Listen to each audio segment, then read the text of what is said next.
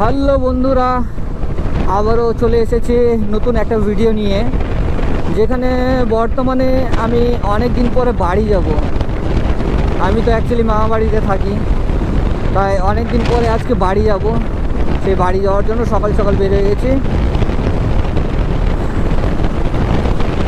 বর্তমানে আমি তো মামা বাড়ি থাকি দুর্গাপুর। সেটা হচ্ছে দুর্গাপুর, এইটা হচ্ছে বাস স্ট্যান্ড। আমি রায়গঞ্জে ঢুকবো না, রায়গঞ্জ থেকে বাইপাসে চলে যাব। অত গ্যাঞ্জামের মধ্যে যাব না, বাইপাসের মধ্যে নতুন রাস্তা দিয়ে একদম চকচক করে চলে যাব। কোনো চাপ নেই, কোনো জাম নেই, বিন্দাস।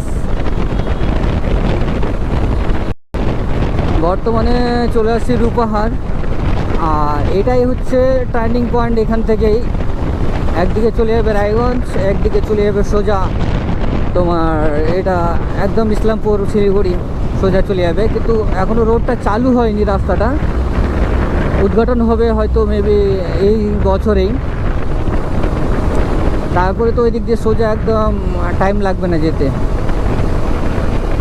কিন্তু আমরা তো বাইপাস চিনি, বাইপাস জানি, তাই সেই মেন উদ্ঘাটন না হোক কিন্তু রাস্তা তো আমাদের চেনা আছে, কোন দিক দিয়ে যাবো, তাই শর্টকাট মারবো।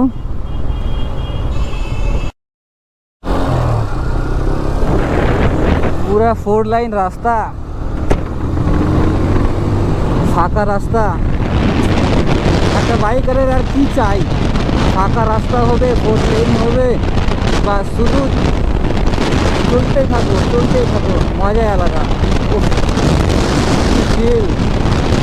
বাইপাসটা সত্যি অসাধারণ করছে, একদম অসাধারণ। এই সেই ব্রিজ যেটা এখনো কমপ্লিট হয়নি, হ্যাঁ, না হলে কমপ্লিট হয়ে গেলে এই রাস্তা দিয়ে পুরো বাইপাস লেন একদম চালু হয়ে যাবে। তাই আমরা শর্টকাট নিচ্ছি।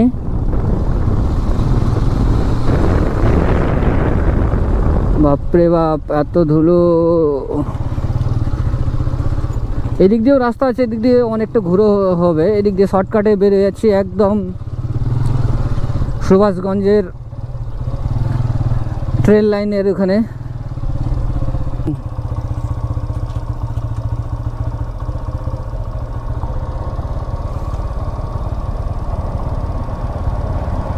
পুরো ফিলিংসই আলাদা। লোকাল ট্রেন কালিয়াগঞ্জ হয়তো।